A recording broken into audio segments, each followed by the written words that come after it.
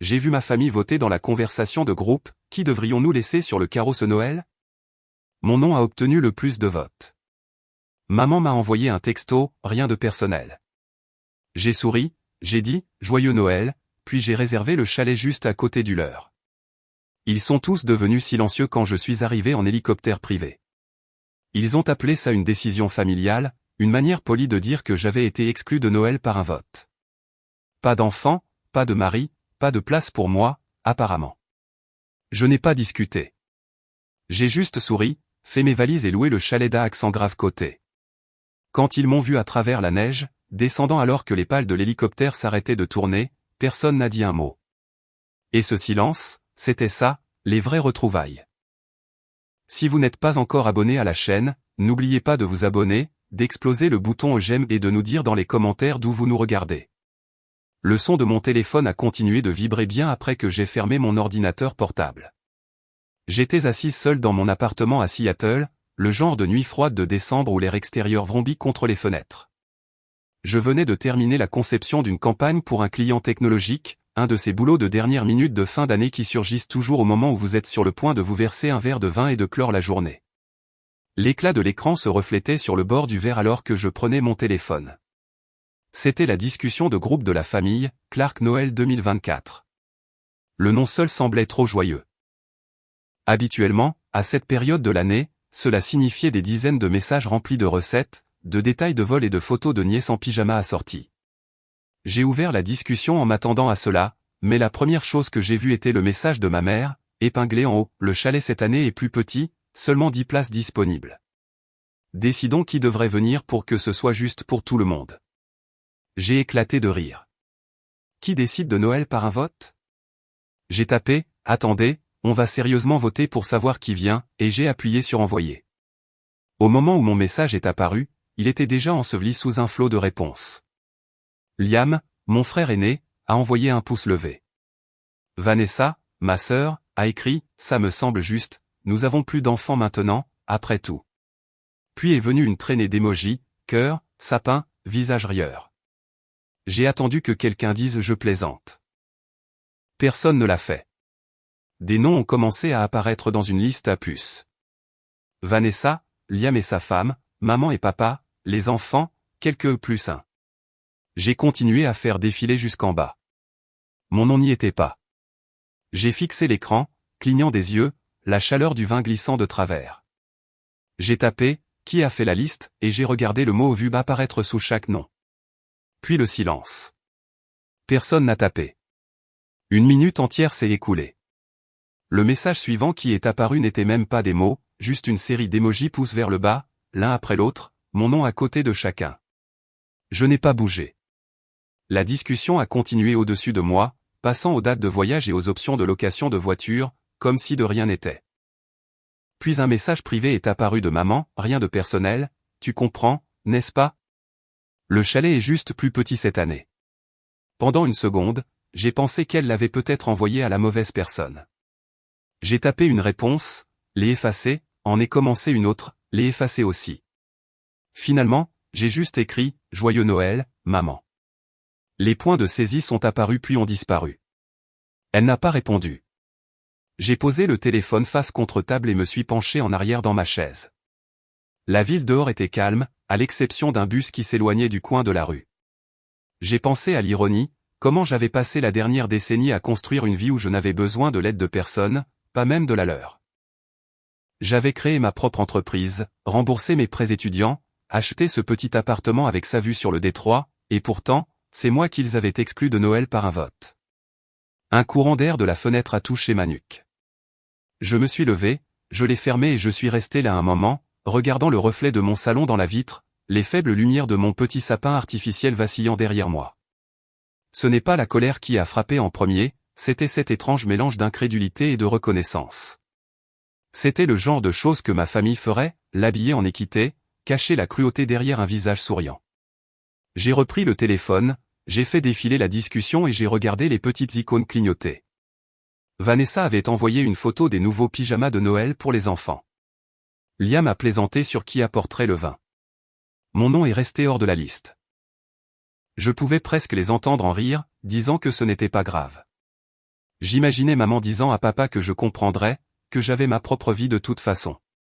Le fil de message s'est brouillé une seconde alors que mes yeux me piquaient. J'ai reposé le téléphone et j'ai finalement laissé le silence remplir la pièce.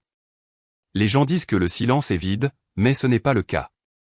Il vibre de tout ce qui n'a pas été dit, de chaque mot que vous êtes trop fatigué pour répéter. J'ai soufflé la bougie sur la table et j'ai éteint la lampe. La dernière lueur venait de l'écran du téléphone, s'allumant encore avec de nouveaux messages que je refusais de lire. Quand je me suis finalement glissé sous la couverture, la ville dormait. Le bourdonnement du réfrigérateur et le faible sifflement du chauffage étaient les seuls sons restants. Et quelque part entre ce bruit et le calme, j'ai compris quelque chose que j'avais évité pendant des années, ma famille ne m'avait pas oublié, elle préférait simplement une version de Noël où je n'existais pas. J'ai fermé les yeux, laissant l'obscurité s'installer autour de moi, et la pensée est venue sans amertume, claire comme l'air d'hiver dehors, quand le monde parle en émoji, parfois le silence est le seul langage qu'il a peur d'entendre. La lumière du matin a glissé sur le parquet, douce et blanche à cause de la neige dehors. La ville était encore à moitié endormie, étouffée sous une fine couverture de givre. Je me tenais à la fenêtre avec une tasse de café, la regardant tomber en flocons réguliers et silencieux. L'air sentait les grains torréfiés et le métal froid. Sur le comptoir se trouvait une boîte que je n'avais pas ouverte depuis des années, celle avec toutes mes vieilles décorations de Noël. J'ai soulevé le couvercle et j'ai plongé la main à l'intérieur. Mes doigts ont effleuré quelque chose de lisse et de froid, un ornement en verre, transparent avec de minuscules bulles d'air piégées à l'intérieur. Je me suis souvenu du jour où maman l'avait acheté à une foire artisanale en ville quand j'avais environ 8 ans. Elle avait dit qu'il était fragile, comme la confiance, puis l'avait accroché en plein centre du sapin, là où tout le monde pouvait le voir. Quand il s'est cassé quelques années plus tard, elle m'a blâmé, même si je n'étais nulle part près du sapin. Le souvenir ne piquait plus, il flottait simplement comme l'odeur du vieux pain. J'ai posé l'ornement sur le rebord de la fenêtre et je l'ai regardé fixement pendant que la lumière de la neige dansait à l'intérieur des fissures du verre. Mes pensées ont dérivé plus loin, vers un Noël à Portland quand j'avais 10 ans. La vieille maison de la rue Hawthorne, celle avec la cheminée en briques et le toit qui fuyait. Je pouvais encore entendre la voix de mon père, profonde et mesurée, lisant la même prière chaque année tandis que le reste d'entre nous se tenait en demi-cercle autour de la cheminée. Ma mère se déplaçait entre nous avec un appareil photo, disant, souriez, ayez tous l'air reconnaissants. L'obturateur a cliqué. Je me suis souvenu de l'odeur de cannelle et de fumée de bois dans l'air, et de la façon dont la chaleur du feu me piquait la joue. Vanessa, ma sœur aînée, était toujours au premier plan, ses boucles parfaitement brossées, sa robe rouge repassée.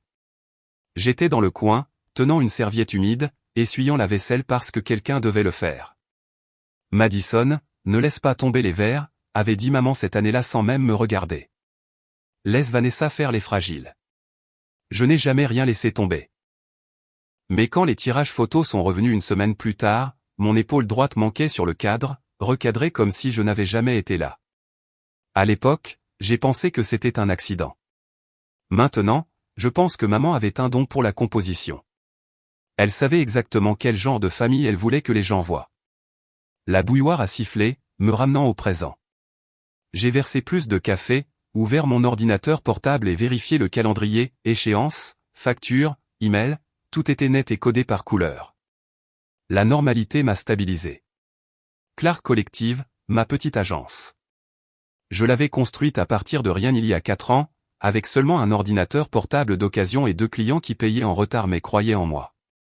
Ce matin, j'avais un appel prévu avec un client de longue date, une chaîne de vente au détail à Chicago. Le dernier paiement de l'année, $30 000, assez pour couvrir le prochain trimestre, peut-être des vacances si j'en avais envie. Quand l'affaire serait conclue. Je me suis penché en arrière dans ma chaise, le bourdonnement du ventilateur de l'ordinateur remplissant la pièce. Eh bien, dis-je à personne, suis-je assez bien maintenant? Les mots sont restés suspendus dans l'air, fins et amers. Il ne s'agissait pas de l'argent. Il s'agissait de l'absurdité qu'après tout cela, j'espérais encore à moitié que quelqu'un de cette discussion m'envoie un texto, on a changé d'avis. Mon téléphone a vibré. Un nouveau message de Vanessa. Une photo. Toute la famille debout devant une pile de cadeaux emballés dans un magasin. Maman dans son manteau crème, papa tenant un chariot, les enfants de Liam faisant des grimaces. La légende de Vanessa disait, « J'aimerais que tu sois là. Tu nous manqueras. » J'ai zoomé. C'était là. La photo de famille de Noël dernier, encadrée sur le mur derrière eux. Tout le monde souriait. Et j'étais là encore, tout à droite, à moitié dans le cadre, à moitié dehors. J'avais l'air d'une invitée qui s'était égarée dans le portrait de quelqu'un d'autre. J'ai fait défiler vers le haut, lisant les anciens messages, blagues, recettes, bulletins météo, plus d'émojis que de mots. D'une manière ou d'une autre, la chaleur dans leur ton rendait l'exclusion plus vive. Une partie de moi voulait répondre quelque chose de sarcastique, comme vous me manquez aussi, surtout le vote. Mais le sarcasme ne passe jamais bien dans une famille qui n'entend que ce qu'elle veut. À la place, j'ai tapé, on dirait que tout le monde est excité et j'ai appuyé sur envoyer. Vanessa a réagi avec un cœur au message en moins d'une minute. J'ai posé le téléphone, fermé les yeux et pris une profonde inspiration. L'odeur du café était devenue froide, lourde. Dehors, la neige s'était épaissie, recouvrant la ville de bruit blanc. J'ai pensé au silence de la nuit dernière dans la discussion, à l'espace vide où mon nom aurait dû être. J'ai pensé à toutes les années que j'avais passées à chercher leur approbation université, premier emploi, promotion croyant que le succès pouvait acheter l'appartenance. Ça n'a jamais été le cas. Il m'est alors apparu combien de mes Noëls avaient été comme ça, moi, debout, légèrement en dehors de la photo, tenant quelque chose de fragile que je n'ai jamais senti m'appartenir. J'ai tourné l'ornement dans ma main, regardant la lumière du matin se disperser à travers les fissures. Il y avait un petit éclat près du sommet, presque invisible à moins de regarder de près. C'est drôle, il captait encore la lumière, peut-être même plus qu'avant. La ville dehors a commencé à s'animer. Les pneus des voitures sifflaient sur la chaussée mouillée, et quelque part, une cloche d'église sonnait l'heure. Mon téléphone a de nouveau vibré. Un autre flot de messages illuminant la discussion de groupe. On parlait de menus de dîner, d'itinéraires de voyage, de rire. Je ne l'ai pas ouvert. J'ai versé le reste du café dans l'évier, attrapé mon carnet et me suis assise au bureau. L'appartement semblait plus grand que d'habitude, peut-être parce qu'il ne restait aucun son à part ma propre respiration. Certains souvenirs, ai-je réalisé, ne s'estompent pas. Ils cessent simplement de faire mal. Ils deviennent une partie du calme sur lequel vous construisez votre vie. J'ai éteint les lumières et j'ai regardé une dernière fois l'ornement sur le rebord. Il a capté le dernier rayon de soleil du matin et a brillé, fracturé mais lumineux. Il y a des gens qui disent que vous leur manquez, mais ce qui leur manque vraiment, c'est l'espace que vous remplissiez dans leur histoire. Et peut-être que c'est bien comme ça. Cet après-midi-là, un email inconnu s'est glissé dans ma boîte de réception, entre les factures et les offres de fin d'année. L'objet m'a glacé le sang, fiducie des fêtes de la famille Clark, gel du versement annuel. J'ai failli le supprimer, pensant que c'était du spam ou une erreur, mais l'expéditeur était l'ancienne banque d'investissement de la famille à Portland. Je l'ai ouvert. Le message était court, bureaucratique, stérile, veuillez noter la suspension temporaire de la distribution de la fiducie des fêtes de la famille Clark pour l'exercice 2024, en attente de la vérification de la présence. Présence. J'ai lu le mot 2 fois, mon café devenant amer sur ma langue. Présence à quoi? J'ai fixé l'écran pendant un long moment avant d'ouvrir le tiroir classeur sous mon bureau. À l'intérieur se trouvaient des dossiers fiscaux à moitié organisés, de vieux contrats d'entreprise et, tout au fond, un classeur en cuir délavé que mon père m'avait donné des années auparavant. Il m'avait dit de le garder en lieu sûr, à l'époque où je pensais encore qu'être digne de confiance avec des documents familiaux signifiait quelque chose. Le classeur sentait la poussière, le papier et une légère trace de son eau de Cologne. J'ai feuilleté des pages de relevés dactylographiés, de sceaux notariés et de signatures familiales. Puis c'était là, en gras, accord de la fiducie des fêtes de la famille Clark, 2001. J'étais au collège cette année-là. La fiducie était censée financer les rassemblements annuels, entretenir la propriété et distribuer les bénéfices de l'ancien cabinet d'avocats de mon père à tous les héritiers participants présents au rassemblement annuel de Noël. Présent. Le voilà encore. Je me suis penché en arrière, expirant. Alors c'était ça. C'était la raison pour laquelle ils étaient si déterminés à voter chaque année. Il ne s'agissait jamais d'équité ou d'espace. C'était une question d'argent. La présence signifiait le versement, l'exclusion signifiait la renonciation à une part. J'ai ri doucement, le son sec. Le chalet est trop petit, avait dit maman. Bien sûr. Juste assez petit pour accueillir les personnes qui en bénéficiaient. La pensée a laissé un goût de métal dans ma bouche. J'ai attrapé mon manteau et mes clés avant de pouvoir trop réfléchir et je me suis dirigé vers l'après-midi gris. La neige s'était transformée en une légère bruine au moment où je me suis engagé dans la circulation du centre-ville. Ma destination était claire, Helen Brox, l'ancienne collègue de mon père et la seule avocate en qui j'avais confiance. Son bureau se trouvait au 12e étage d'un immeuble en grès près de Pioneer Square. À l'intérieur, l'endroit sentait le cèdre et le vieux papier. Helen a levé les yeux de son bureau alors que j'entrais, ses cheveux argentés attachés en arrière, des lunettes perchées sur son nez. Madison Clark, dit-elle en se penchant en arrière dans son fauteuil. Ça fait un moment. Encore des problèmes. Des problèmes de famille, dis-je en suspendant mon manteau. N'est-ce pas toujours le cas? Elle a gloussé doucement, me faisant signe de m'asseoir. Tu parles comme ton père. Dieu, j'espère que non. Cela a provoqué un rire. Je lui ai tendu le classeur et l'email imprimé. Elle a lu en silence pendant 1 minute, ses sourcils se fronçant. Où as-tu eu ça? Demanda-t-elle. Mon père me l'a donné il y a des années, a dit que c'était l'accord de la fiducie familiale. Hélène a hoché la tête. Il a créé ça après la vente de son cabinet en 2001. La fiducie verse des dividendes chaque décembre, mais seulement aux membres de la famille qui assistent à l'événement de Noël annuel. C'était conçu pour encourager la tradition. Ou le contrôle, dis-je.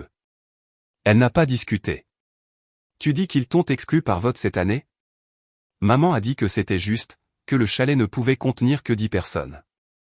Je pense qu'ils ont juste trouvé une manière polie de me faire disparaître.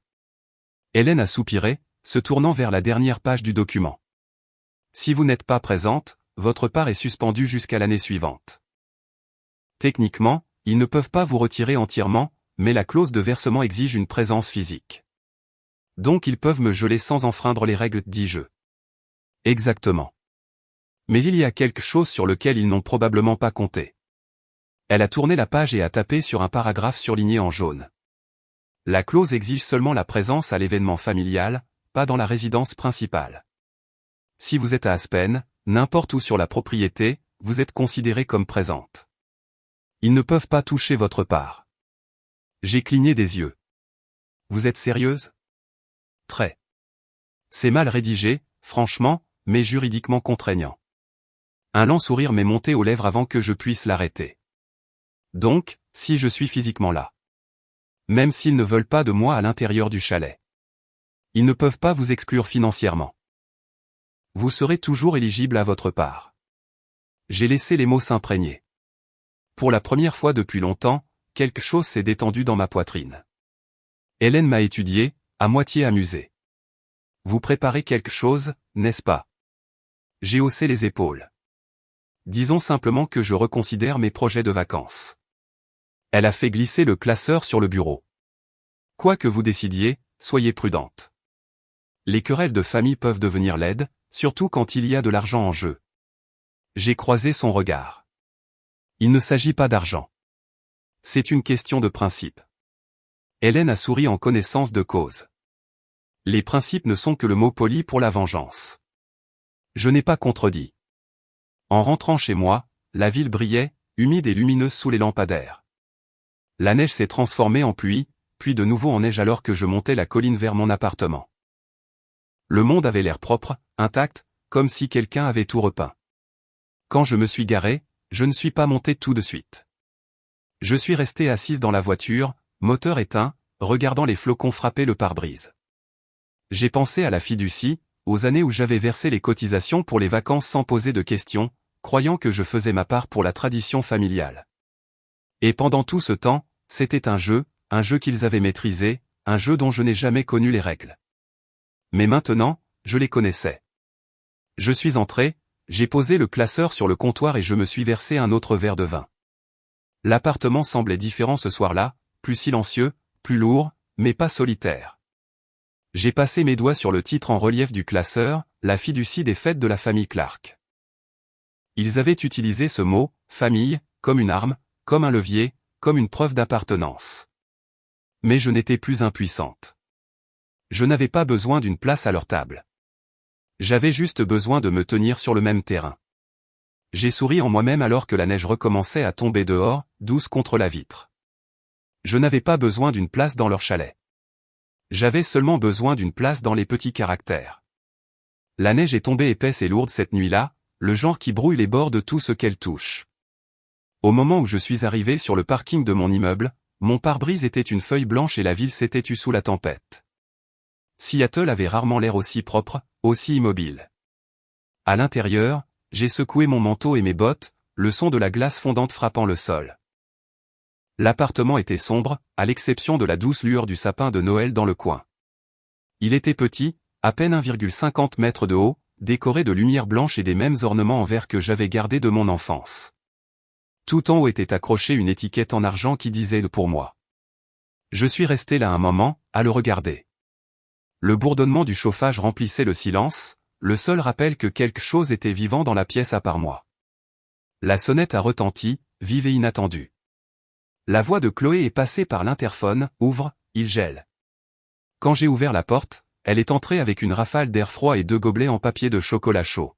« On dirait que quelqu'un vient de lire ton testament », dit-elle en posant les gobelets sur le comptoir.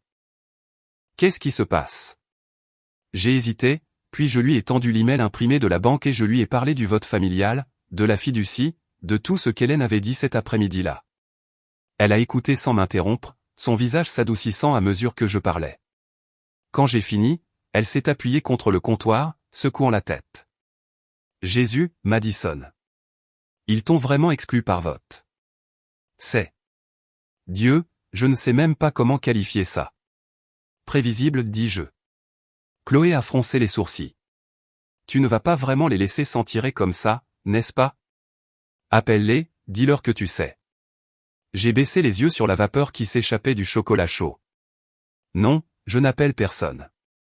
Ses sourcils se sont froncés. Alors qu'est-ce que tu vas faire? J'ai pris une longue gorgée avant de répondre. Rien. Je vais les laisser parler. Je vais les laisser planifier leur Noël parfait. Ils ne m'écoutent que quand je suis silencieuse. Elle m'a étudié, attendant peut-être la chute. Tu es sérieuse? Complètement. Pendant un moment, aucune de nous n'a parlé. Dehors, la neige frappait la fenêtre en douce rafale. Chloé a finalement soupiré. Tu sais, ta version de la vengeance me fait toujours plus peur que des cris ne le pourraient jamais. J'ai souri. C'est le but. Elle est restée 1 heure de plus. Nous avons parlé de travail, de la façon dont Seattle se paralyse après 1 centimètre de neige. Quand elle est finalement partie, l'appartement semblait plus chaud, mais aussi plus silencieux. J'ai verrouillé la porte, me suis appuyé contre elle et j'ai de nouveau regardé le sapin. L'étiquette en argent brillait faiblement. J'ai traversé la pièce, ouvert mon ordinateur portable et tapé « Chalet à louer Aspen Ridge ». Une liste est apparue immédiatement, des dizaines de retraites confortables et hors de prix avec vue sur les montagnes et des jacuzzis pouvant accueillir 6 personnes. J'ai fait défiler jusqu'à ce qu'un attire mon attention, Chalet Ridgeview. Accès privé, cheminée, vue sur la montagne. Et une ligne qui m'a coupé le souffle pendant 1 seconde, héliport disponible sur demande. J'ai cliqué sur l'annonce. Les photos montraient de grands pins recouverts de neige, un porche panoramique et de grandes fenêtres donnant sur la vallée. Le chalet habituel de ma famille se trouvait quelque part dans cette même étendue de bois. Je connaissais la vue, j'y avais déjà été. Le prix m'a presque fait rire, 14 200 $ pour cette nuit. J'ai fixé le nombre, puis j'ai ouvert mon compte professionnel. Clark Collective s'était bien porté ce trimestre, le solde le couvrait largement. J'ai survolé le bouton réservé maintenant un instant, puis j'ai appuyé. L'email de confirmation est arrivé quelques secondes plus tard. Je me suis assise, fixant l'écran. Ce n'était pas la colère qui me guidait, c'était la clarté. J'avais utilisé l'argent que j'avais gagné selon mes propres termes, non pas pour leur prouver ma valeur, mais pour acheter un silence qui m'appartenait enfin. J'ai fermé l'ordinateur portable, terminé la dernière gorgée de chocolat chaud et je suis allé me coucher. Le lendemain matin, la tempête s'était calmée. Seattle était enveloppé d'un ciel gris terne, le genre qui laisse présager de la neige mais ne se décide jamais. J'ai fait du café et j'ai appelé le numéro indiqué dans la confirmation du chalet. Un homme a répondu à la 2e sonnerie. Ici Noah Bennett, dit-il, la voix calme et professionnelle. Bonjour Noah, je m'appelle Madison Clark. Je viens de réserver le chalet Ridgeview pour la semaine prochaine. Je voulais confirmer quelques détails. Bien sûr, dit-il. Je pouvais entendre le léger tapotement d'un clavier en arrière-plan. Laissez-moi retrouver votre réservation. Voilà. Du 24 au 31 décembre. Aurez-vous besoin que nous organisions un transport depuis l'aéroport? En fait, oui, dis-je. J'ai vu quelque chose à propos d'un accès par hélicoptère. Est-ce littéral? Il a gloussé. Ça l'est. Nous avons un service privé qui atterrit près de la propriété. C'est surtout pour les clients qui n'aiment pas les routes de montagne. Ça fera l'affaire, dis-je. Une dernière chose. J'ai besoin d'une intimité absolue. Pas de voisins qui passent, pas de personnel entrant dans le chalet à moins que je ne le demande. Pouvez-vous faire en sorte que cela se produise? Il y a eu une pause. Nous pouvons. C'est une demande spéciale, mais pas inédite. À quel point parlons-nous d'intimité? Au point que personne ne sache que je suis là, dis-je. Il a hésité, puis son ton a changé, plus bas et plus respectueux. Compris. Je m'assurerai que ce soit organisé discrètement. Nous nous faisons une fierté de rendre nos clients invisibles quand ils en ont besoin. Bien, dis-je doucement. Alors nous nous entendrons bien. Quand j'ai raccroché, j'ai aperçu mon reflet dans la fenêtre sombre, mon visage à moitié éclairé par la lumière du matin, à moitié dans l'ombre. Je n'avais plus l'air en colère, juste certaine.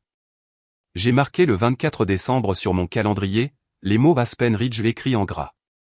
Dehors, les premiers flocons ont recommencé à tomber, légers et lents, comme des cendres dérivant d'un feu depuis longtemps éteint.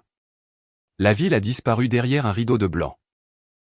Je suis resté près de la fenêtre, le café refroidissant dans ma main, et pour la première fois de la semaine, j'ai souri. Ils pouvaient garder leur chalet, leur vote, leur version de Noël. J'avais déjà trouvé le mien. Les jours suivants se sont fondus dans un rythme calme et méthodique.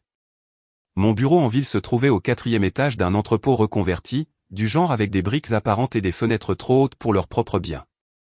Un minuscule sapin artificiel clignotait dans le coin à côté d'une pile de dossiers, et le faible son de chanteurs de Noël montait de la rue.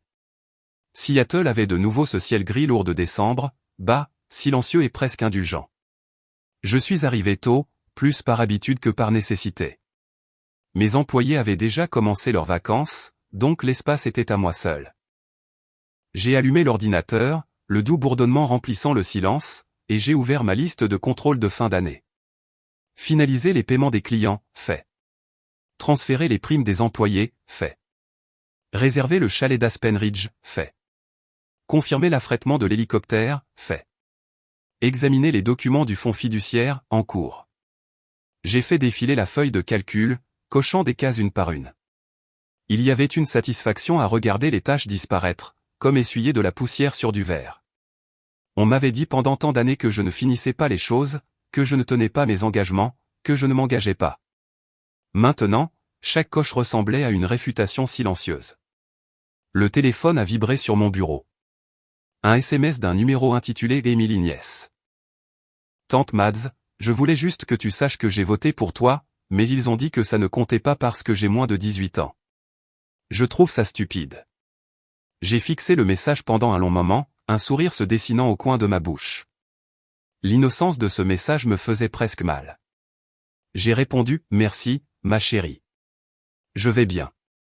J'espère que tu t'amuseras bien ce Noël. 3 points sont apparus, puis ont disparu. Elle n'a plus répondu. J'imaginais qu'on lui avait pris son téléphone à la seconde où elle avait appuyé sur envoyer. Pendant un moment, je suis resté assise là, laissant le silence s'installer. Je n'étais plus en colère. Juste fatigué de jouer à un jeu où les règles changeaient à chaque fois que je commençais à gagner. Je suis retourné au bureau, je me suis connecté au compte bancaire de Clark Collective et j'ai transféré le paiement du chalet, regardant 14 000 $ disparaître d'un simple clic. Ça ne m'a pas fait aussi mal que je m'y attendais. Peut-être que la tranquillité d'esprit a son propre prix. Le chauffage du bureau s'est mis en marche. Je me suis dirigé vers la fenêtre et j'ai regardé la rue en bas. Les gens se précipitaient, vêtus de manteaux et d'écharpes, les bras chargés de sacs de course. Le genre de personnes qui croyaient encore que Noël résolvait tout.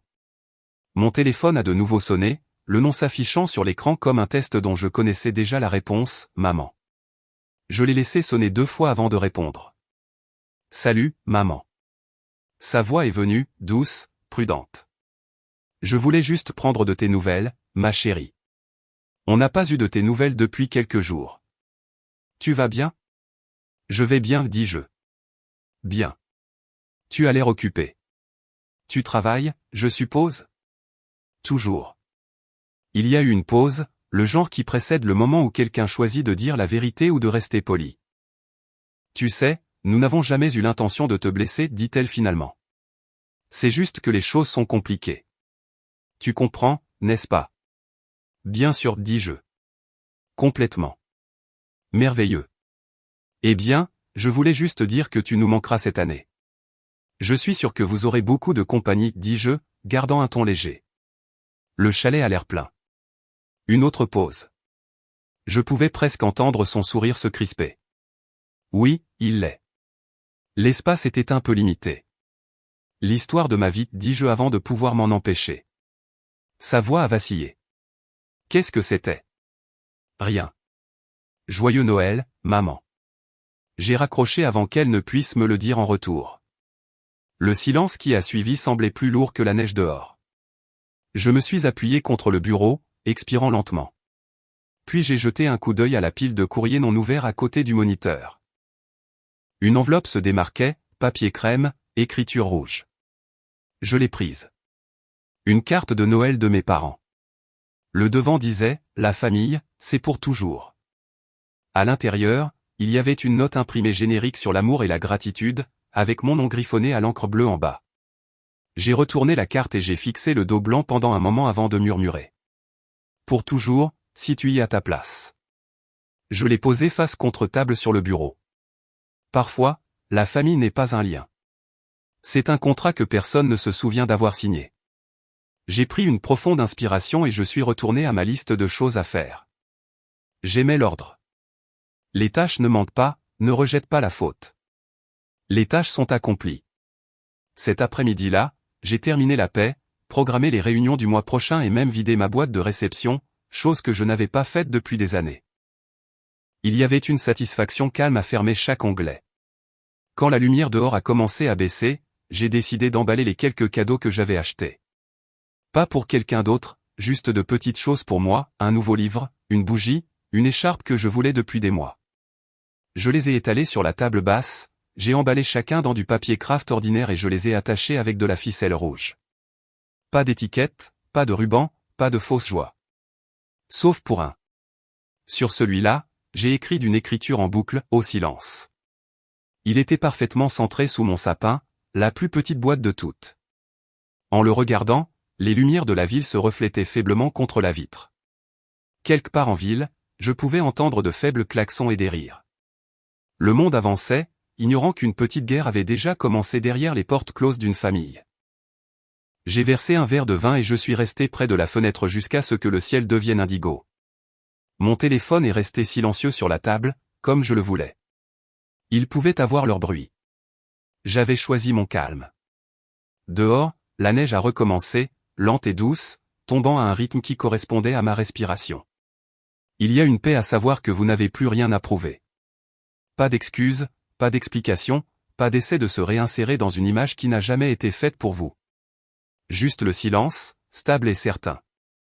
Et pour la première fois depuis longtemps, j'ai eu l'impression que c'était le seul cadeau qui valait la peine d'être gardé. 2 jours plus tard, j'ai quitté Seattle avant l'aube, le ciel encore meurtri par la nuit. L'autoroute s'étendait comme une bande d'acier froid, serpentant vers Denver. La neige avait recommencé à tomber, fine et piquante, et le monde avait l'air fraîchement effacé.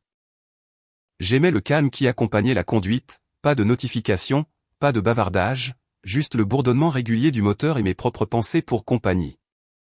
La radio crépitait, passant du statique, mais ça n'avait pas d'importance. Je n'écoutais pas. Je voulais juste que la route noie tout le reste, les votes, les messages, le creux, rien de personnel. Au moment où j'ai atteint Denver, la tempête s'était épaissie. La ville scintillait sous un ciel pâle, tout en vert, chrome et lumière de Noël. Le bureau d'Hélène Brock s'était niché dans un immeuble en grès du centre-ville, sa plaque de laiton à moitié cachée par le givre. Je me suis garé, j'ai brossé la neige de mon manteau et j'ai gravi les marches de marbre. Le hall sentait légèrement le cèdre et le café cher. Quand j'ai ouvert la porte de sa suite, Hélène était là, exactement comme je m'en souvenais, cheveux gris en chignon, lunettes perchées bas sur son nez, une tasse de thé à la camomille à la main. Madison, dit-elle en se levant pour m'accueillir. Je pensais bien vous revoir avant la fin de l'année. Je ne l'avais pas prévu, admis-je en déboutonnant mon manteau. Mais les plans changent. Elle a fait un geste vers la chaise en face de son bureau. Asseyez-vous. Vous avez l'air d'avoir traversé la moitié du pays. Seulement la partie froide. Hélène a souri, une petite ride se formant près de ses yeux. C'est la majeure partie cette semaine. Je lui ai tendu le classeur et la copie imprimée de la clause de la fiducie.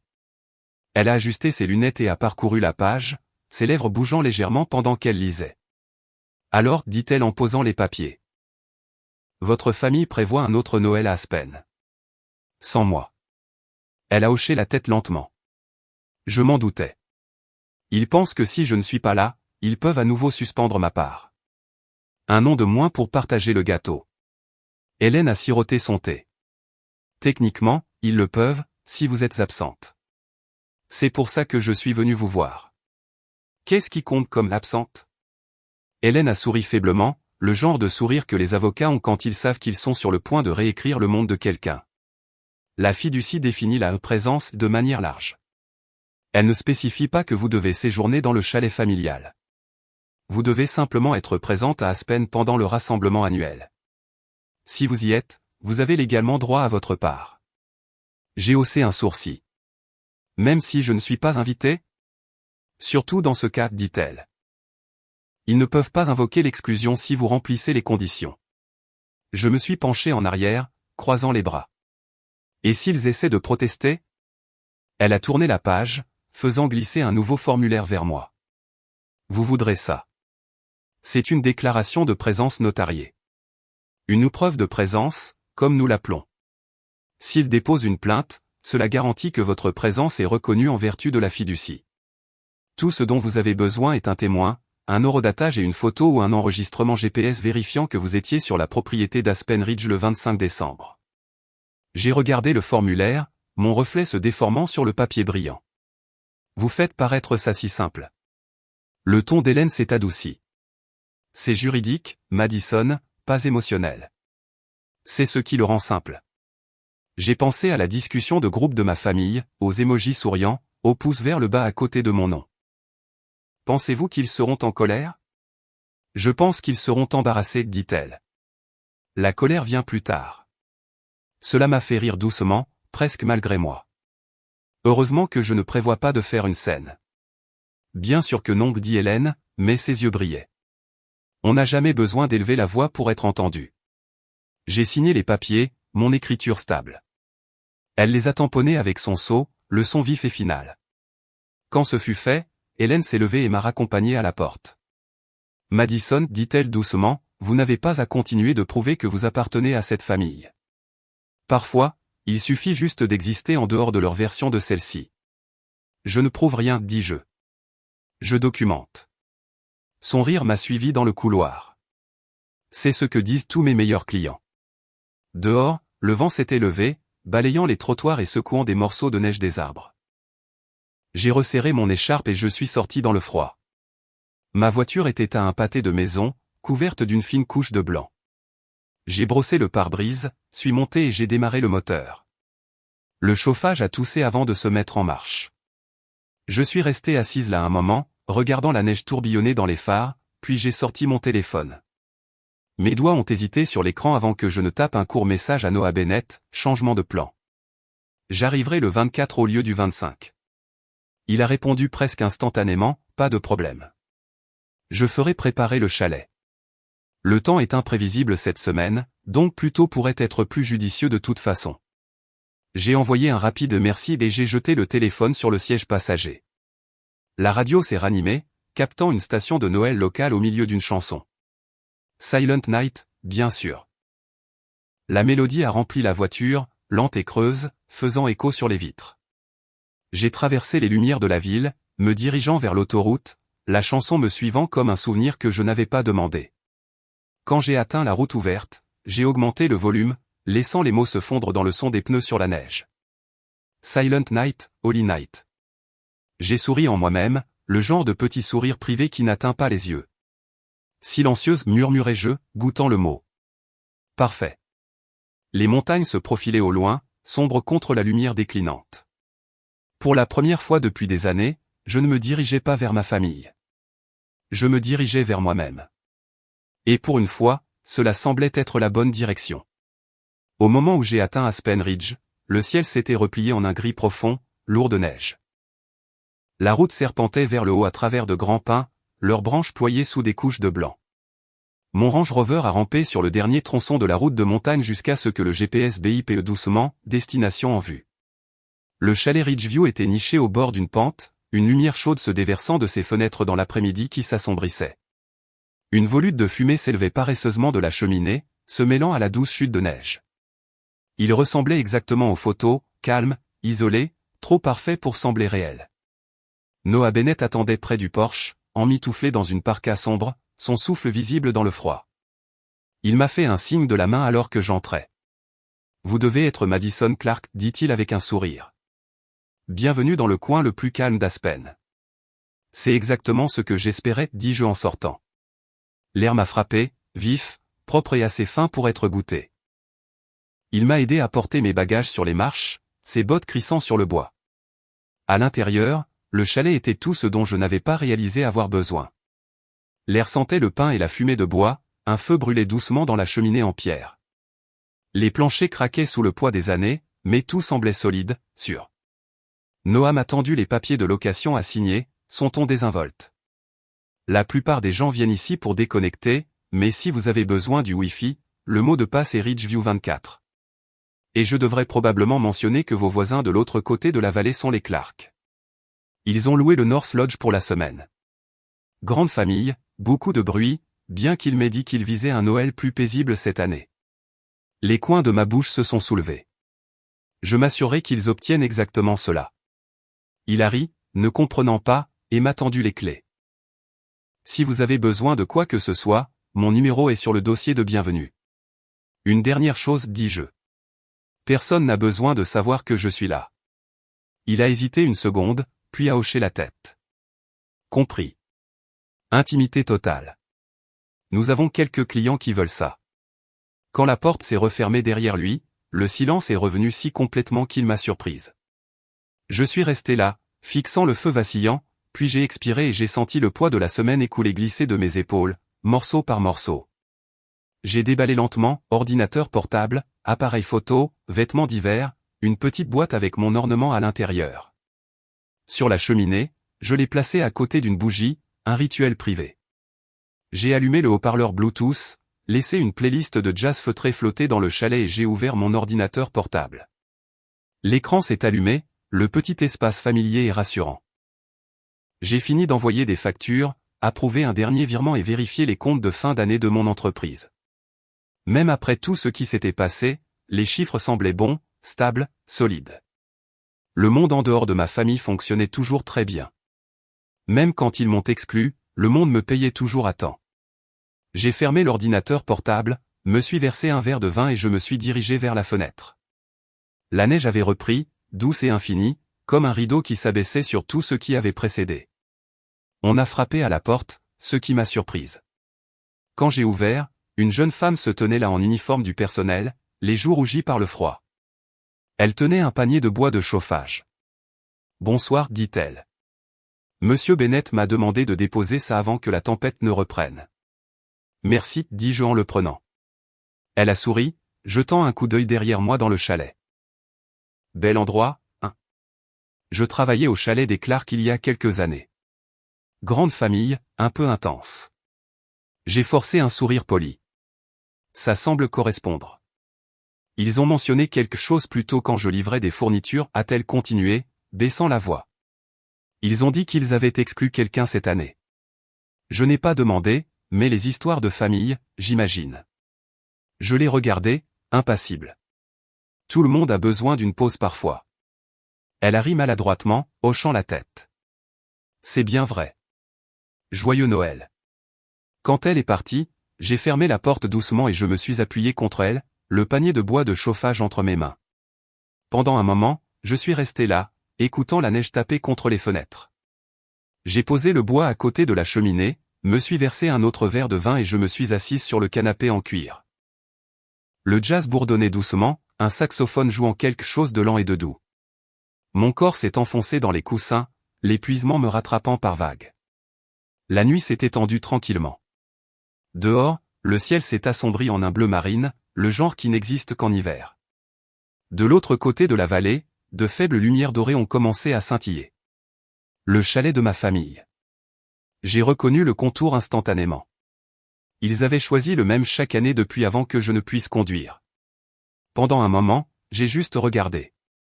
La lumière de leur porche brillait à travers la neige qui tombait, douce et irréelle.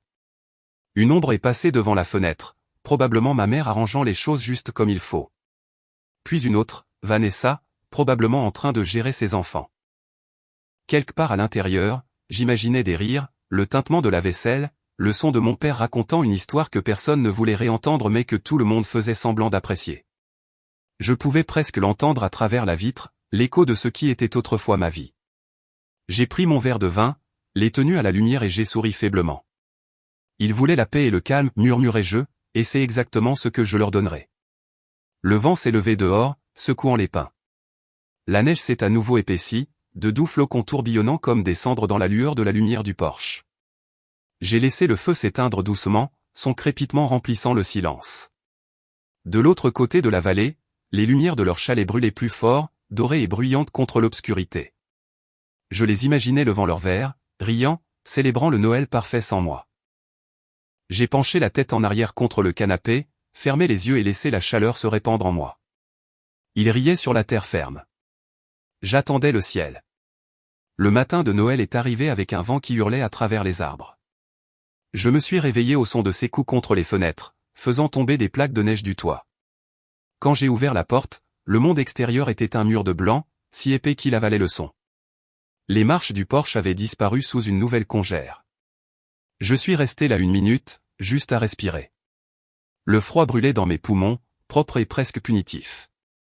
Je ne pouvais pas voir la vallée en contrebas, ni les faibles lumières dorées du chalet de ma famille. C'était comme si la montagne avait décidé de tout effacer. À l'intérieur, j'ai allumé la cheminée et j'ai attendu que la bouilloire siffle. L'odeur du café a rempli l'air, vive et réconfortante. J'ai porté ma tasse à la fenêtre et j'ai essuyé le givre avec ma manche.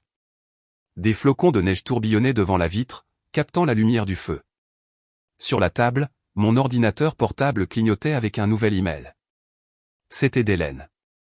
Madison, juste pour confirmer votre présence à Aspen Ridge à des fins d'enregistrement. Horodatage et GPS joint. Vous êtes officiellement en conformité avec la clause de la fiducie familiale Clark. Joyeux Noël. J'ai souri, petite et fatiguée. Même en silence, Hélène me soutenait. Alors que je relisais le message, mon téléphone a vibré. Un texto d'Emily. Tante Mads, tout le monde a vu l'héliport près de ton chalet. Ils pensent que c'est toi. Maman a dit que ça devait être le cas. S'il te plaît, sois prudente. J'ai regardé à nouveau la neige dehors, la zone d'atterrissage à peine visible sous une épaisse couche de blanc. Je n'avais même pas réalisé que la tempête l'avait caché. J'ai répondu, je vais bien, ma chérie. Reste au chaud. Ne t'inquiète pas pour moi.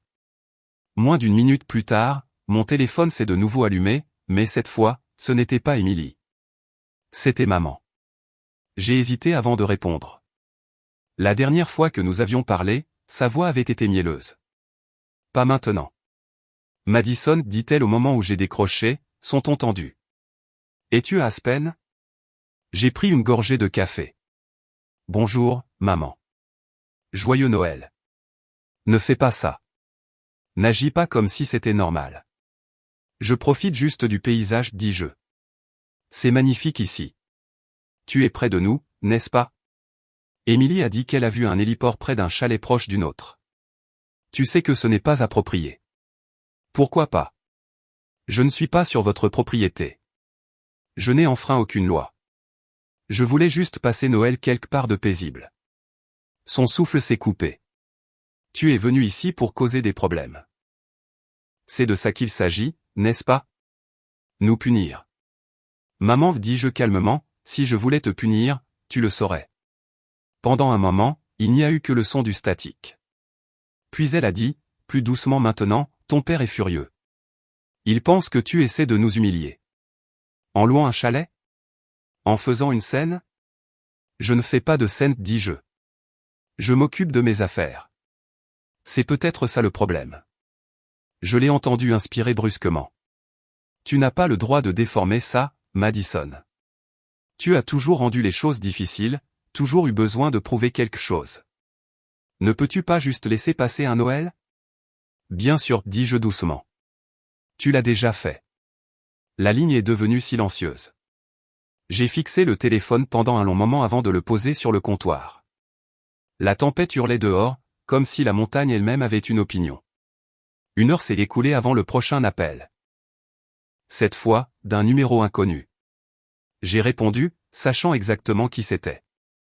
Est-ce Mademoiselle Clark? A demandé une voix d'homme, sèche et formelle. Ici l'officier d'Anvers du bureau du shérif du comté de Pitcairn.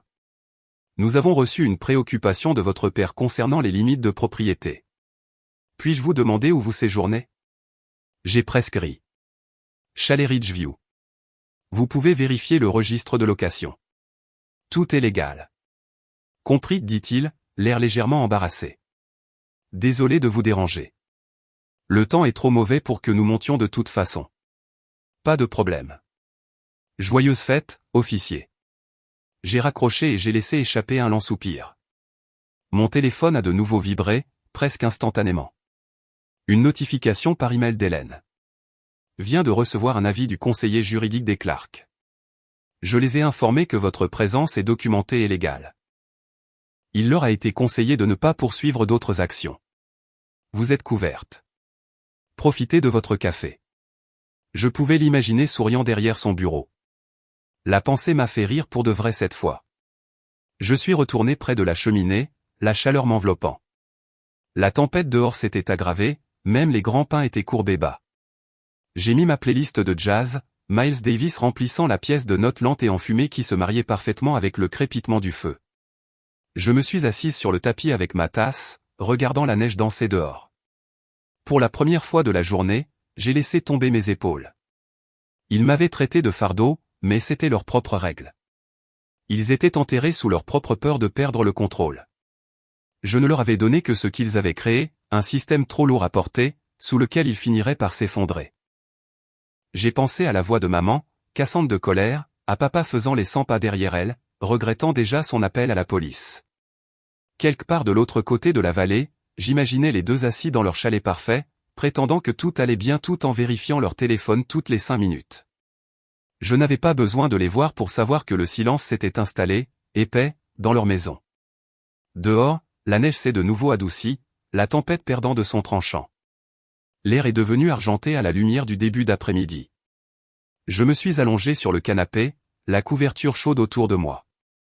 Le feu crépitait, l'odeur de pain remplissait l'air, se mêlant à la légère douceur du chocolat chaud que j'avais fait pour remplacer ma tasse vide. Le monde était enseveli sous le blanc, et pour une fois, cela semblait juste. Ils avaient passé des années à me dire que j'étais trop émotive, trop têtue, trop bruyante. Maintenant, j'étais devenu tout ce qu'ils ne pouvaient ignorer, sans dire un mot. La neige se pressait doucement contre les fenêtres, une berceuse au ralenti.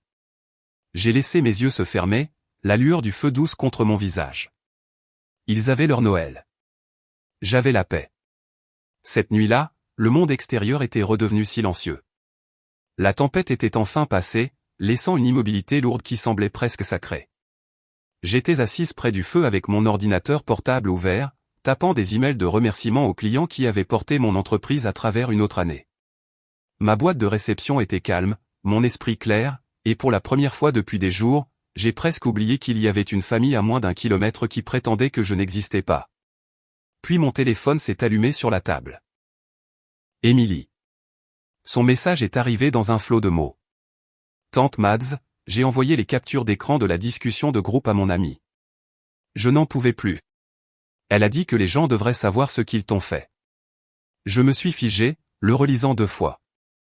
La lueur de l'écran se reflétait sur la vitre de la fenêtre, pâle et nette.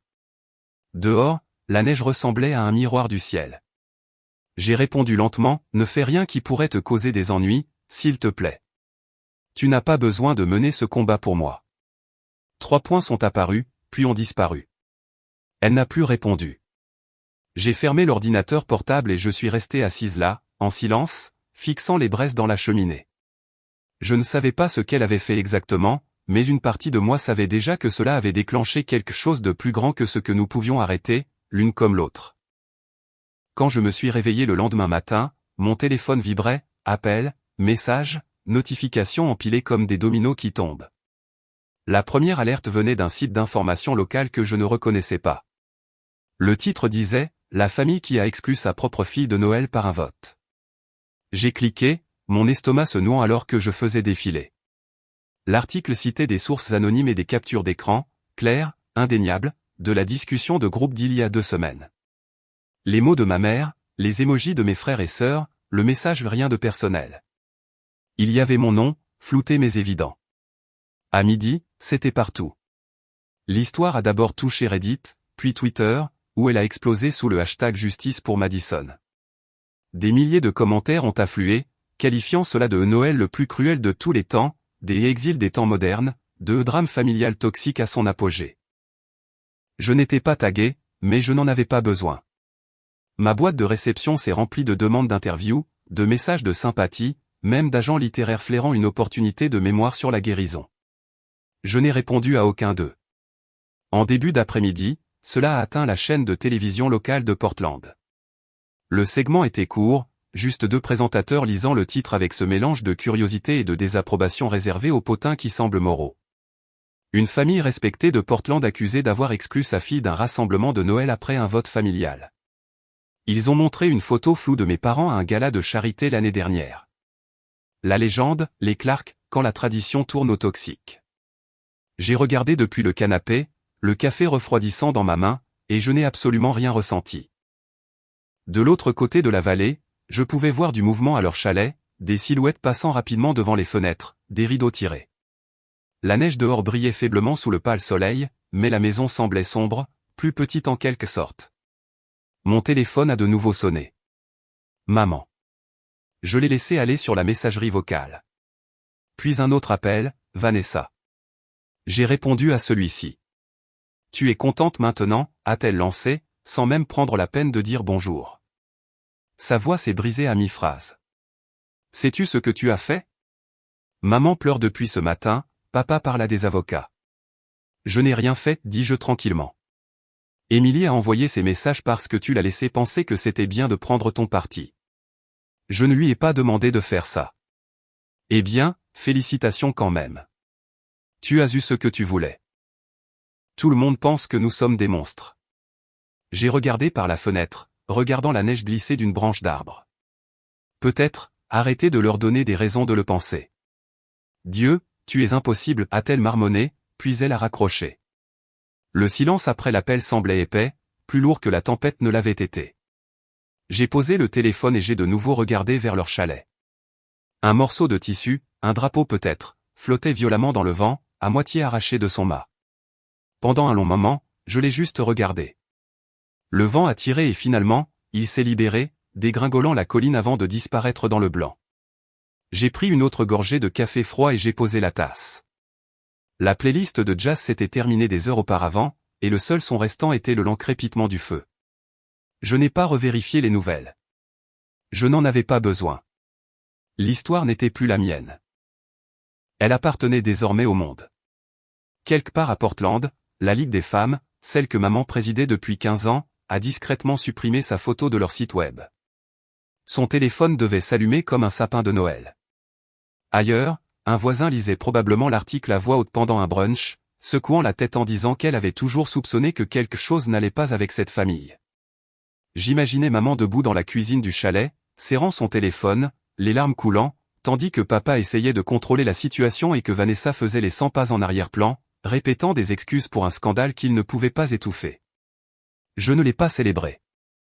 Je ne me suis pas réjoui.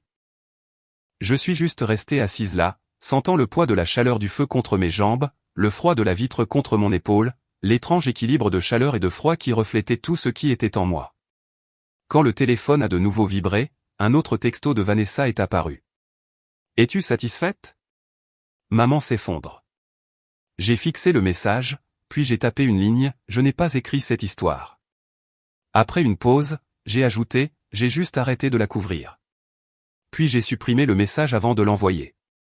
À la place, j'ai éteint le téléphone et je l'ai placé face contre table.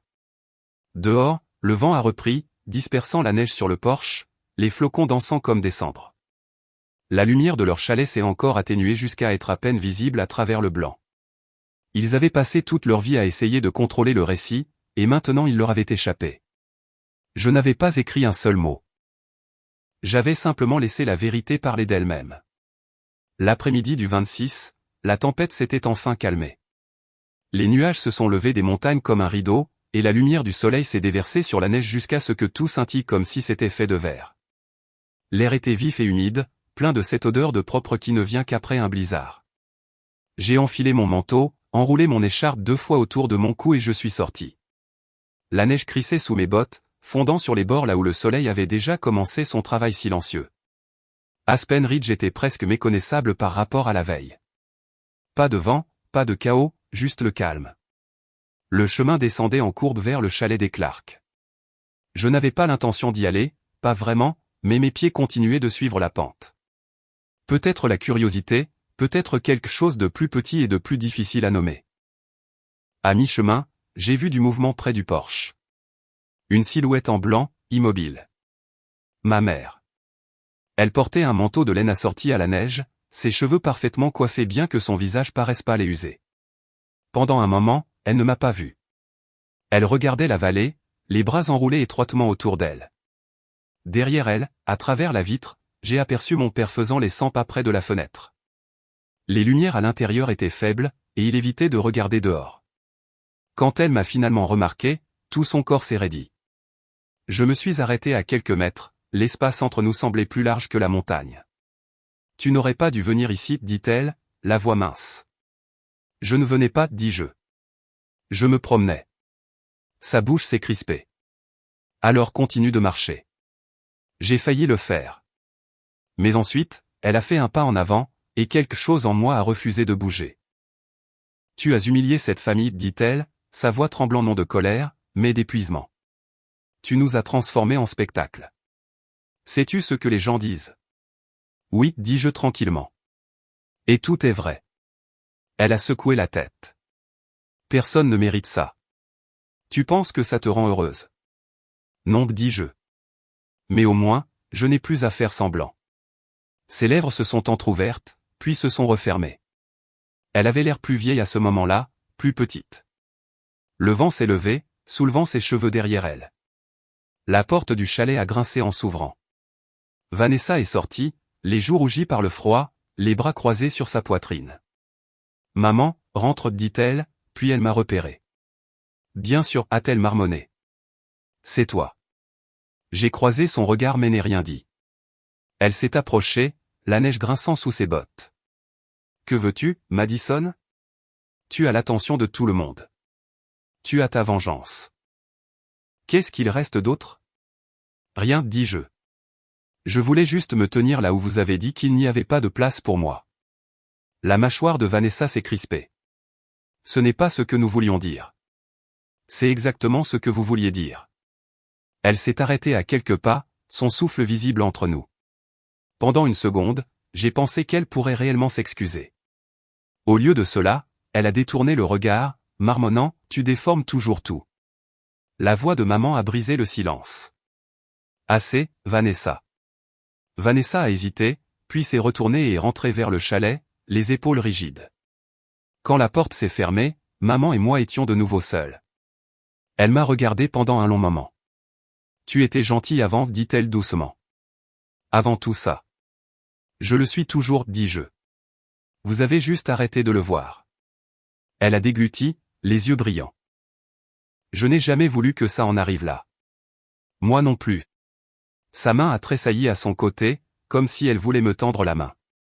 Pendant un battement de cœur, j'ai cru qu'elle le ferait. Mais j'ai reculé avant qu'elle ne puisse se rapprocher. L'air entre nous s'est figé.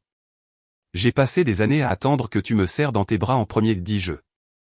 Maintenant, j'espère juste que tu ne le feras pas. Des larmes se sont accumulées au coin de ses yeux. Madison, s'il te plaît. J'ai secoué la tête. C'est bon, maman. Vraiment. Tu n'as pas à expliquer. Je comprends plus que tu ne le penses. Les mots semblaient drainer le peu de force qui lui restait. Elle a détourné son visage, essuyant sa joue avec une main gantée. J'ai regardé par-delà elle, dans les fenêtres du chalet. Mon père se tenait à l'arrière, regardant derrière le rideau, prétendant qu'il n'était pas là. Sa silhouette bougeait à peine. Je me suis demandé s'il ressentait de la culpabilité ou juste de l'inconvénient. Maman a murmuré, « Qu'est-ce qui se passe maintenant ?» Rien, dis-je. Tu retournes à tes vacances parfaites. Je retourne à ma vie. Le vent a changé, apportant le faible son de rire de l'intérieur de leur chalet, le genre de rire forcé qui se brise trop vite. J'espère qu'un jour tu nous pardonneras, dit-elle. J'ai souri faiblement. Ce n'est pas ce que je recherche. Elle a ouvert la bouche, mais aucun son n'est sorti. Le silence entre nous était plus fort que n'importe quelle dispute que nous ayons jamais eue.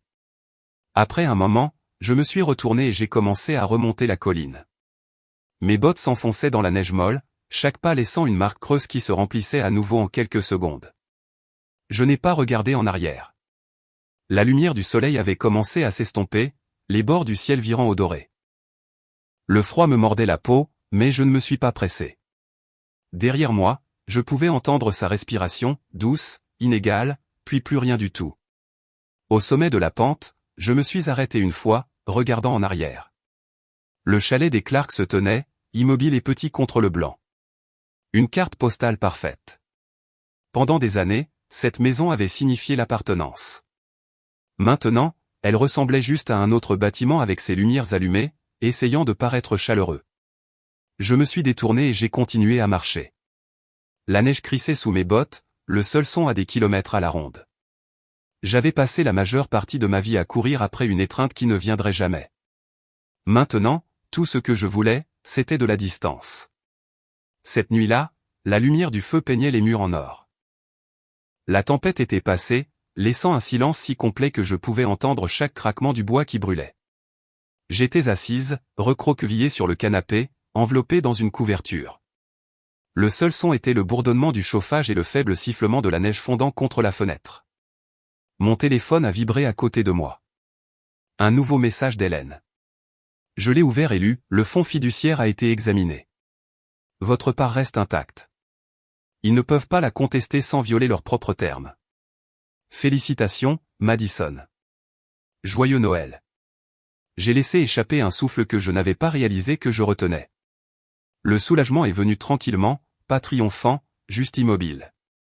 J'ai penché la tête en arrière contre le canapé et j'ai fermé les yeux, sentant quelque chose se détendre au plus profond de ma poitrine. Ce n'était pas la victoire, c'était la libération. On a frappé doucement, timidement au début. J'ai hésité avant de me lever, resserrant la couverture autour de moi. Quand j'ai ouvert la porte, une petite silhouette se tenait sur le porche, les joues roses à cause du froid. Émilie. Elle tenait une petite boîte emballée dans du papier rouge, une fine couche de neige sur ses cheveux. « Salut tante Mads, dit-elle, la voix incertaine. Je t'ai fait quelque chose. » Je me suis écarté. Entravant de geler. Elle s'est précipitée à l'intérieur, tapant la neige de ses bottes. La chaleur du feu l'a frappée et elle a soupiré de soulagement. Je me suis agenouillé pour prendre la boîte. « Qu'est-ce que c'est ?» Elle a souri nerveusement. « Des biscuits. » Enfin, en quelque sorte. Maman a brûlé la première fournée, alors j'ai fait les miens pendant que tout le monde se disputait. Cela m'a fait sourire. Tu n'étais pas obligé. Je le voulais. Elle a regardé autour du chalet, les yeux écarquillés. C'est agréable ici. Calme. C'était l'idée. Elle s'est mordue la lèvre, hésitant. J'ai vu l'article. Tout le monde l'a vu. Maman est tellement en colère. Papy n'arrête pas de dire que c'est faux, mais grand-mère a pleuré toute la matinée. J'ai soupiré doucement. Je ne voulais pas que tout ça arrive. Émilie a haussé les épaules. Il le méritait un peu. Elle a fait une pause, puis a ajouté d'une petite voix, « Tu as gagné, n'est-ce pas ?» Le truc de la fiducie. Je l'ai regardé, ces mêmes yeux bleus qui avaient sauté une génération. Personne ne gagne, Émilie. Il se voit juste un peu plus clairement. Elle a froncé les sourcils, comme si elle essayait de comprendre, puis a hoché la tête lentement. Je suis contente que tu sois là. Moi aussi. Nous sommes restés assises quelques minutes, le feu crépitant entre nous. Elle m'a parlé de l'école, de son chien, de la façon dont le matin de Noël avait été tendu mais silencieux, le genre de calme qui ne semble pas paisible, juste vide. Quand elle s'est levée pour partir, je l'ai accompagnée à la porte. Elle m'a serré dans ses bras, rapidement, fort, comme seuls les enfants le font. Ne disparais pas encore, dit-elle. Ce n'est pas moi qui disparais, dis-je doucement. Elle a souri, a fait un signe de la main et a dévalé la colline vers le chalet de sa famille, ses empreintes disparaissant presque immédiatement dans la neige. Le silence qui a suivi était plus doux cette fois, presque bienveillant. Je me suis rassise, laissant la chaleur s'infiltrer dans mes os. Mon téléphone a de nouveau vibré.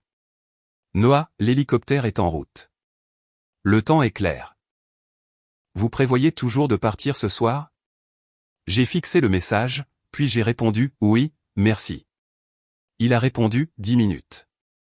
Je me suis levé, m'étirant, et j'ai jeté un dernier regard autour du chalet. Le feu était bas, projetant de longues ombres sur le bois. Ma tasse à moitié vide était sur la table, un fin filet de vapeur s'en échappant encore. Tout dans cet endroit avait été temporaire, un espace intermédiaire taillé dans le chaos. J'ai attrapé mon manteau, suis sorti et j'ai verrouillé la porte derrière moi. L'air a frappé fort, vif et assez froid pour piquer.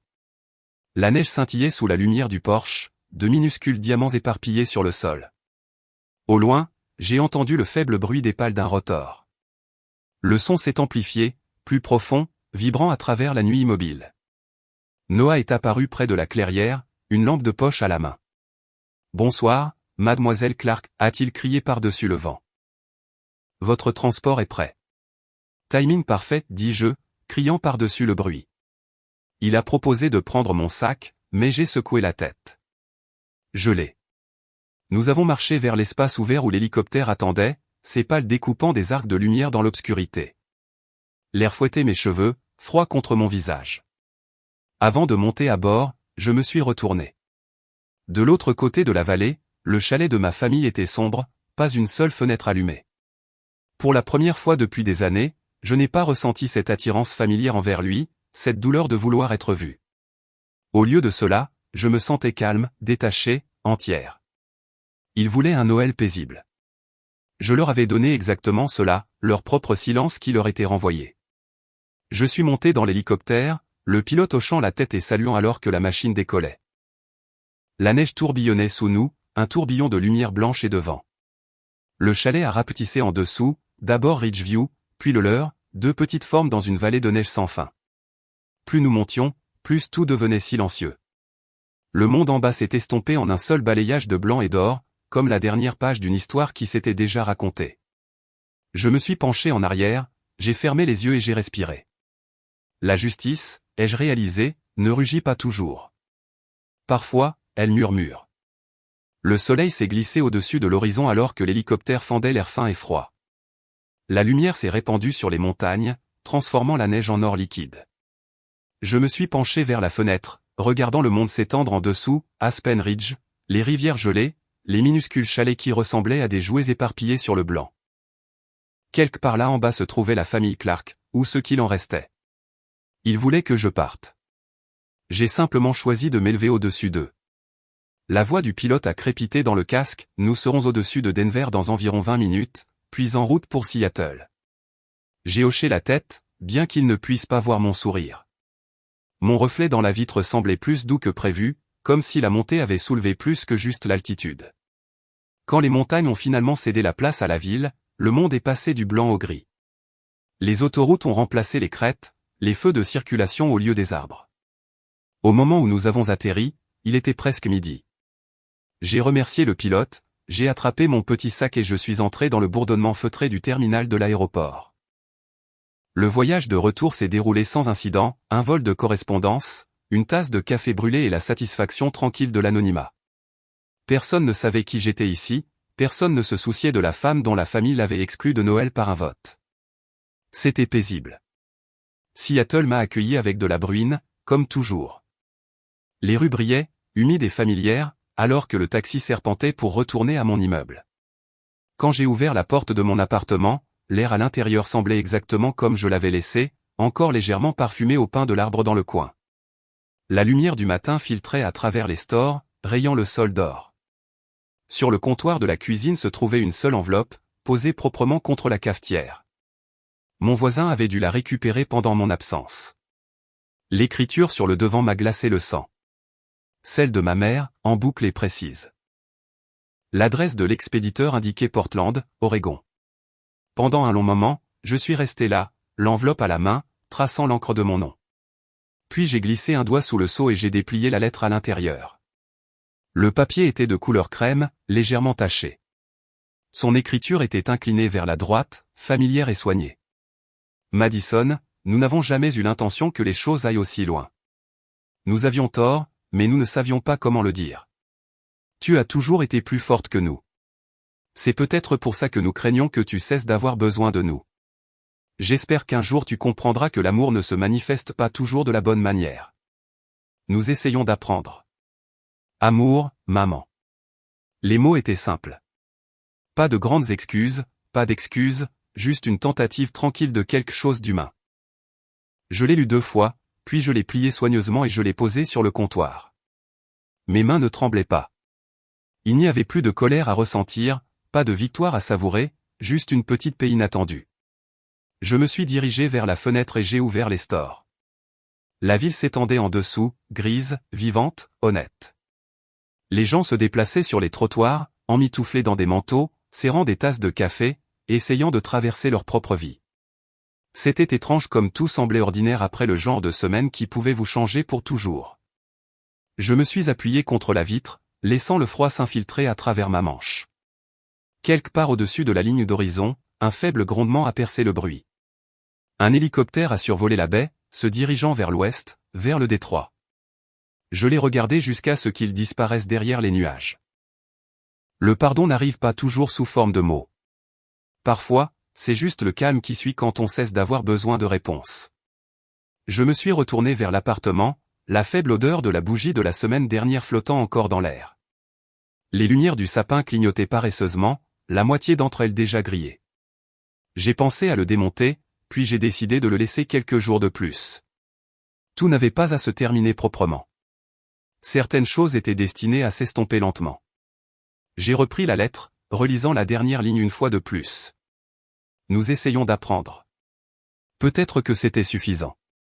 Alors que la journée se déroulait dehors, j'ai fait du café et je me suis assise près de la fenêtre, un carnet ouvert, notant des idées pour la nouvelle campagne que mon entreprise commencerait en janvier. La vie n'attend personne, pas même que les familles brisées se réparent. Mais pour la première fois, cette vérité ne me rendait pas triste. Elle me rendait libre. Ils avaient leur silence, et j'avais le mien. Mais le mien n'était plus fait de honte ou de culpabilité. Le mien était la paix. Le soleil a plongé derrière la ligne d'horizon, baignant la ville d'orange. J'ai levé ma tasse vers la lumière déclinante, un toast silencieux à tout ce qui avait brûlé et à tout ce qui se reconstruirait. Ils m'ont exclu de leur histoire. J'ai simplement cessé d'avoir besoin d'en faire partie. Ils l'ont exclu, elle a exclu leur contrôle. Si vous avez déjà été laissé de côté, si on vous a déjà dit que vous n'aviez pas votre place, souvenez-vous de ceci, parfois, le silence que vous choisissez devient la plus éclatante des justices.